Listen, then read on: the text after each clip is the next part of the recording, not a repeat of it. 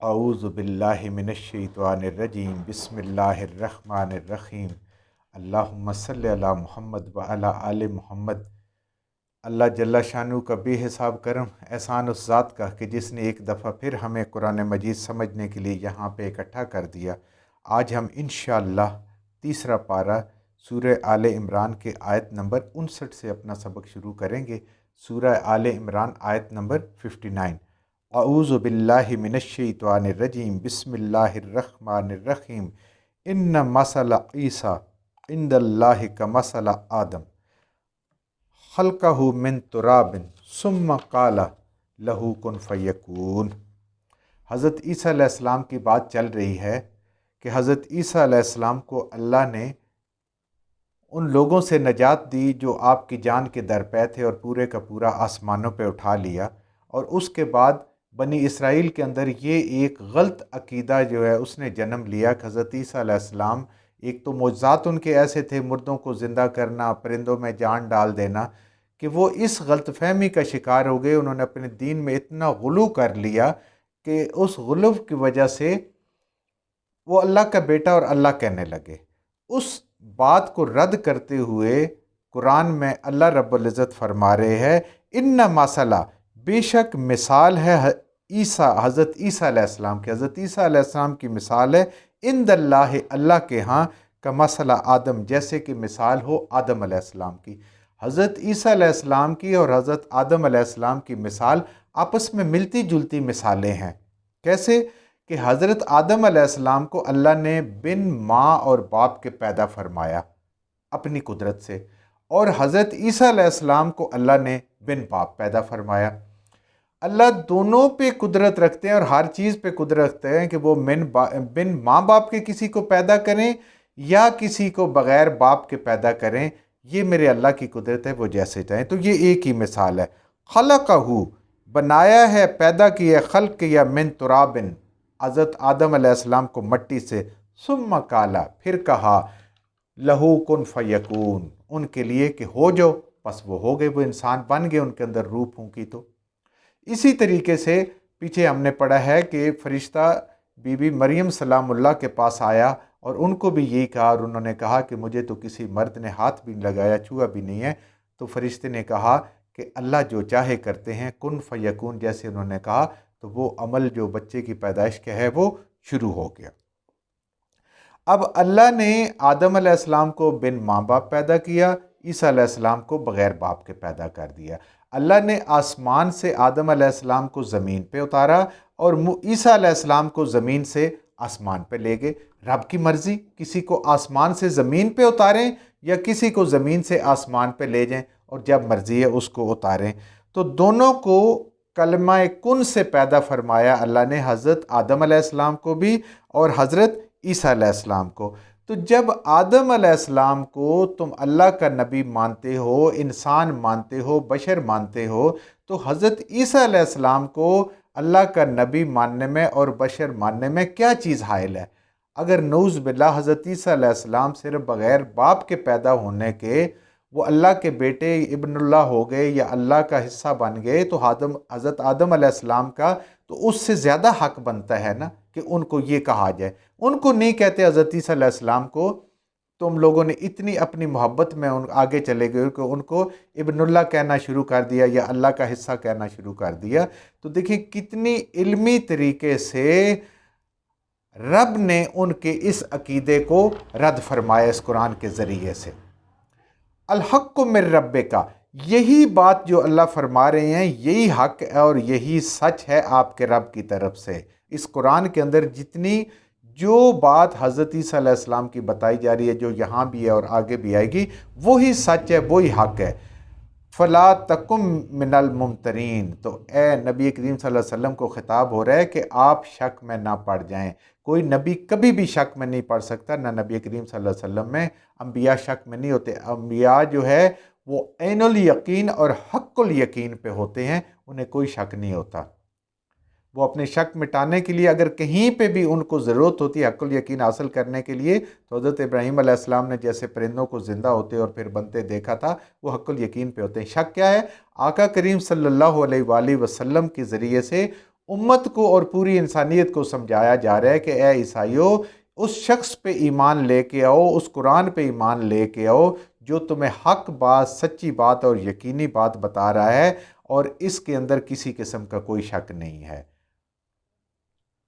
فمن حاجک فیہ، اور پھر بھی اگر آپ سے یہ بحث کریں حضرت عیسیٰ علیہ السلام کے بارے میں، اگر یہ پھر بھی آپ سے بحث و مباحثہ کریں، من بعد ما جاءک من العلم، اس کے بعد کہ علم آ گیا، یقینی علم آ گیا، وحی کا علم آ گیا، یہ قرآن کا علم آ گیا۔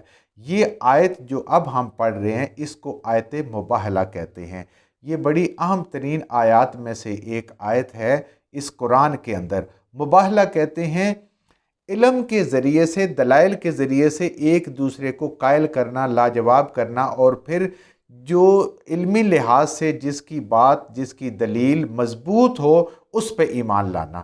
تو یہ مباہلہ تھا۔ یہ سن 10 ہجری میں نبی کریم صلی اللہ علیہ وآلہ وسلم کے وصال سے کچھ پہلے بنو نجران سے عیسائی آئے۔ جیسے کہ پہلے میں نے بالکل ابتدا میں بتایا تھا کہ یہ صورت جیسے سورہ البقرہ جو ہے وہ یہودیوں کے بارے میں ہے، اور یہاں اس کے اندر بنی اسرائیل کے اندر جو گروہ پیدا ہو گیا تھا عیسائیوں کا، نصارہ کا، یہ ان کے بارے میں، ان کے عقائد کو رد کرتی ہے اور ان کے عقائد کو درستگی کی دعوت دیتی ہے۔ تو وہ عیسائی لوگ تھے، کیونکہ نجران عیسائیوں کی دعوت اور تبلیغ کا اور علم کا مرکز تھا، تو وہاں سے 60 لوگوں کا ایک وقت نبی کریم صلی اللہ علیہ وآلہ وسلم کے پاس آیا، اور اس کے اندر 14 ان کے بڑے چوٹی کے علماء تھے، کیونکہ ان کی کتاب سے انہیں پتہ تھا کہ آخری نبی آنے ہیں، ان کا مقام کیا ہوگا، ان کا قبیلہ کیا ہوگا، جگہ کیا ہوگی ساری۔ تو جب آپ صلی اللہ علیہ وآلہ وسلم کی خبر ان کو ملی تو وہ یہ یقین کرنے کے لیے آئے کہ آپ وہی نبی ہیں یا کوئی اور۔ تو وہ آئے، نبی کریم صلی اللہ علیہ وآلہ وسلم نے ان کی خوب مہمان نوازی کی اور ان کو مسجد نبی صلی اللہ علیہ وآلہ وسلم میں ٹھہرایا، اور کئی دن وہ اس مسجد میں ٹھہرے اور یہ علمی باتیں ہوتی رہیں، جس کا مختصراً علماء نے بڑی تفصیل سے، اگر کسی کو شوق ہو تو کسی بھی عالم کی آپ سن لیں بات یا پڑھ لیں، بڑی تفصیل سے ان کے ساتھ بات چیت ہوئی۔ ان میں سے ایک مختصر سا اجمالی خاکہ اپنے اس تھوڑے سے وقت میں آپ کے سامنے رکھتا ہوں۔ آپ صلی اللہ علیہ وآلہ وسلم نے ان سے فرمایا کہ کیا تم جس رب پہ یقین کرتے ہو، جس اللہ پہ یقین کرتے ہو، وہ حی القیوم اور لا یموت ہے یا نہیں؟ انہوں نے کہا جی بالکل ہے، ہمارا رب جو ہے جس پہ ہمارا یقین ہے وہ الحی القیوم ہے اور لا یموت ہے۔ اگر آپ یاد کریں تو بالکل سورت کی جب ابتدا ہے، الف لام میم کے بعد اللہ لا الہ الا هو الحی القیوم، یہ اس کے ساتھ کا حصہ ہے جو اس جگہ پہ نازل ہوا، اور اللہ نے جہاں پہ اس کو رکھنا چاہا اپنے حبیب صلی اللہ علیہ وسلم کو بتایا، اور یہ بالکل ابتدا میں آ گیا۔ تو آپ صلی اللہ علیہ وسلم نے فرمایا اگر آپ کا یہ عقیدہ ہے تو حضرت عیسیٰ علیہ السلام پہ تو موت طاری ہوگی۔ اللہ تو حی القیوم ہے، لا یموت ہے، وہ قائم ہے، اپنی مرضی سے زندہ ہے، اور اس نے کائنات کو زندہ رکھا ہوا ہے، اور اس کو کبھی موت نہیں آنی۔ حضرت عیسیٰ علیہ السلام کو تو موت آنی ہے۔ دوسری جو مثال آپ صلی اللہ علیہ وآلہ وسلم نے علمی دلیل ان کے سامنے رکھی، اور آپ صلی اللہ علیہ وآلہ وسلم نے فرمایا کہ بیٹا جو ہوتا ہے وہ باپ کی متشابہ ہوتا ہے، باپ کی مثل ہوتا ہے، یعنی انسان کا بچہ انسان ہوتا ہے اور جن کا بچہ جن کا ہوتا ہے، جس جنس سے ہوتا ہے۔ تو اللہ کے ہاں اگر کوئی اولاد ہوگی تو وہ بھی یقیناً اللہ ہی ہوگی۔ تو اب آپ یہ بتائیں کہ اللہ کی ذات اس پوری کائنات کی حفیظ ہے اور رازق ہے، سب کی حفاظت بھی کر رہے ہیں، اور سب کو رزق، ہر مخلوق کو جس کی جو ضرورت ہے اس کے مطابق، نباتات کو، جمادات کو، حشرات کو، سمندری مخلوق کو، انسانوں کو، جنوں کو، جو ان کی ضرورت ہے وہ اس کو پوری کر رہے ہیں، سب کے رب ہیں۔ تو کیا تم اس بات کو مانتے ہو؟ انہوں نے کہا ہاں بالکل ہم اس کو مانتے ہیں۔ انہوں نے کہا یہ بتائیں کہ حضرت عیسیٰ علیہ السلام کیا پوری کائنات کو رزق دینے پہ قادر ہیں؟ وہ رزق پوری کائنات کو دیتے ہیں؟ انہوں نے کہا جی وہ تو نہیں دیتے۔ پھر نبی کریم صلی اللہ علیہ وآلہ وسلم سے نبی کریم صلی اللہ علیہ وآلہ وسلم نے فرمایا کہ حضرت عیسیٰ اللہ جو ہے وہ تو کائنات کی ہر چھپی ہوئی چیز کو جانتا ہے، وہ زمین کے تہہ کے اندر ہے یا آسمانوں میں کسی جگہ پہ ہے یا کسی کے دل کے اندر کوئی بات چھپی ہوئی ہے، تو یہ سارے جتنی مخفی باتیں یہ سب کی سب اللہ جانتے ہیں پوری کائنات کی۔ کیا آپ اس کو مانتے ہیں کہ نہیں مانتے؟ انہوں نے کہا بالکل ہاں اس کو مانتے ہیں کہ اللہ کی ذات ساری چیزوں کو جانتے ہیں، کچھ ان سے مخفی نہیں ہے، وہ کوئی چیز ان سے چھپی نہیں ہے۔ تو انہوں نے کہا تو کہ کیا اللہ کے حضرت عیسیٰ علیہ السلام پوری کائنات کی ساری چیزیں جانتے ہیں؟ یہاں بھی وہ لاجواب ہو گئے۔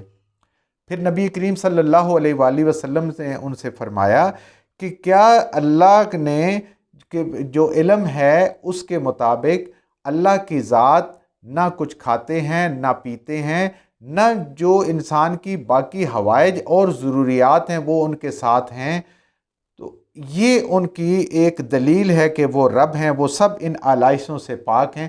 تو کیا حضرت عیسیٰ علیہ السلام کھانا نہیں کھاتے تھے؟ کیا آپ کے انسانی جو حوائج اور آلائشیں انسان کے ساتھ لگی ہوئی ہیں کیا وہ ان کے ساتھ ضروریات ساری نہیں لگی ہوئی تھیں؟ انہوں نے کہا جی بالکل صحیح ہے، رب کے ساتھ تو یہ چیزیں نہیں ہیں، لیکن حضرت عیسیٰ علیہ السلام کے ساتھ یہ چیزیں ساری کی ساری موجود تھیں۔ انہیں کھانے کی بھی بھوک لگتی تھی، انہیں باقی جو آلائشیں ہیں، انہیں حوائج جو اتنے بھی ہیں ان سب کی ضرورت پڑتی تھی۔ تو پھر آپ صلی اللہ علیہ وآلہ وسلم نے فرمایا کہ اب تمہارے عقیدے کا صحیح کرنا اور میرے اوپر ایمان لانا، اس کتاب پہ ایمان لانا، اب تمہارے پاس کوئی دلیل نہیں ہے۔ وہ بالکل بے دلیل ہو گئے، لاجواب ہو گئے۔ یہ بہت ایک طویل بات ہے، طویل قصہ، شوق ہو تو ضرور پڑھیں، اس کو پڑھنا چاہیے۔ تو اب لیکن اس کے باوجود ان کی قسمت میں نہیں تھا، وہ ایمان نہیں لائے ساری باتیں۔ پھر اللہ تعالیٰ نے اب اس آیت کے ذریعے سے اتمام حجت کر دی ان کے ساتھ۔ آپ صلی اللہ علیہ وسلم پہ یہ آیت اتری جس میں اللہ فرما رہے ہیں فَمَنْ حَاجَّكَ فِيهِ مِنْ بَعْدِ مَا جَاءَكَ مِنَ الْعِلْمِ، جب یہ پھر بھی آپ سے جھگڑا کر رہے ہیں حضرت عیسیٰ علیہ السلام کے بارے میں بحث مباحثہ کر رہے ہیں کہ جب کہ قطعی علم، یقینی علم یہ قرآن آپ کے پاس آ چکا ہے، تو اب ان کے پاس علمی دلیلیں آپ نے دے دی، اب کیا ہے فَقُلْ، تو اے نبی کریم صلی اللہ علیہ وآلہ وسلم فرما دیجئے فَتَعَالَوْا، بلا لو، لے او، ندعو، بلائیں ہم، یعنی او، تعالو او، ندعو، بلائیں ہم، ابناءنا، اپنے بیٹوں کو، وابناءکم، اور تم اپنے بیٹوں کو، ہم اپنے بیٹوں کو بلا لیں، آپ اپنے بیٹوں کو بلا لیں، ونساءنا، ہم اپنی بیویوں کو، عورتوں کو، ونساءکم، اور تم اپنی عورتوں کو، وانفسنا، ہم اپنی جانوں کو، وانفسکم، تم اپنی جانوں کو، یعنی تم بھی آ جاؤ، اپنے بیٹوں کو بھی لے آؤ اور اپنی عورتوں کو بھی لے آؤ۔ تو پھر ہم ایک میدان میں جاتے ہیں اور پھر اللہ سے دعا کرتے ہیں، کیسے؟ ثم نبتہل، اور پھر اللہ کے سامنے گڑ گڑا کے دعا مانگتے ہیں، رو رو کے دعا کرتے ہیں، اللہ سے التجا کرتے ہیں، فَنَجْعَلْ لَعْنَةَ اللَّهِ، کہ پس اے اللہ ڈال دے لعنت اپنی، اللہ کی لعنت، علی الکاذبین، جو ہم میں سے جھوٹا ہے۔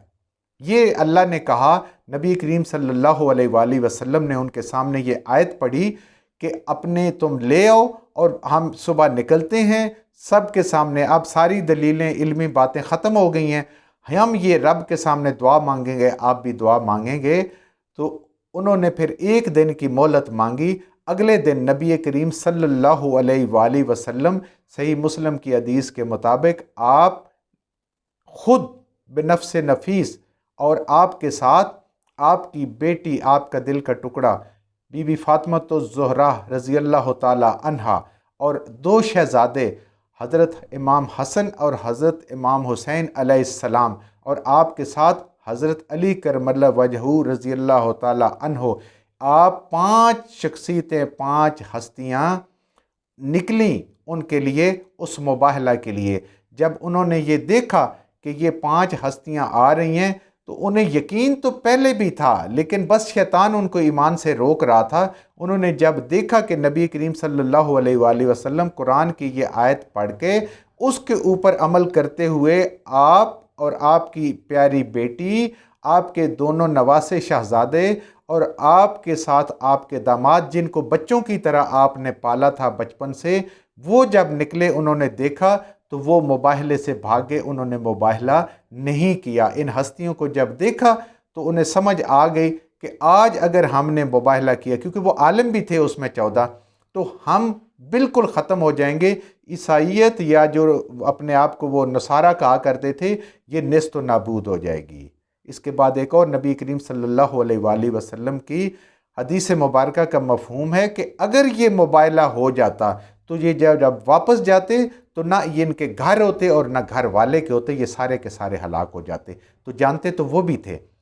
تو یہ وہ آیت ہے، آیت مبالغہ، جو ہمیں پتہ ہونا چاہیے، جس کے اندر جب نبی کریم صلی اللہ علیہ وآلہ وسلم ان اپنے بیٹی کے ساتھ، اپنے نواسوں کے ساتھ، اپنے داماد کے ساتھ جب نکلے تو ان کے سامنے آپ نے کہا ہؤلاء اہل البیت، یہ ہیں میرے اہل بیت۔ نبی کریم صلی اللہ علیہ وسلم کی یہ مبارک حدیث موجود ہے کہ یہ میرے اہل بیت ہیں، میں ان کو لے کے آ گیا ہوں اللہ کے حکم کے مطابق۔ اللہ کے نبی صلی اللہ علیہ وسلم کے یہ بھی اہل بیت، اللہ کے نبی صلی اللہ علیہ وآلہ وسلم کی ازواج مطہرات بھی اہل بیت، یہ سب اہل بیت ہیں۔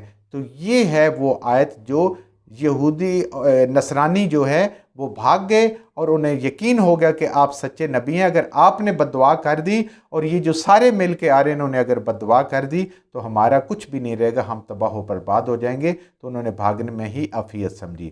جو کچھ ہم نے صحیح صحیح پڑھا اللہ ہمارے ذہنوں میں، دلوں میں بٹھا دے۔ جہاں جہاں پڑھتے ہوئے بولتے ہیں ہم سے غلطیاں ہوگی، اللہ ہمیں معاف فرما دے اور ان غلط باتوں کو ہمارے ذہنوں سے، دلوں سے اللہ کی ذات نکال دے۔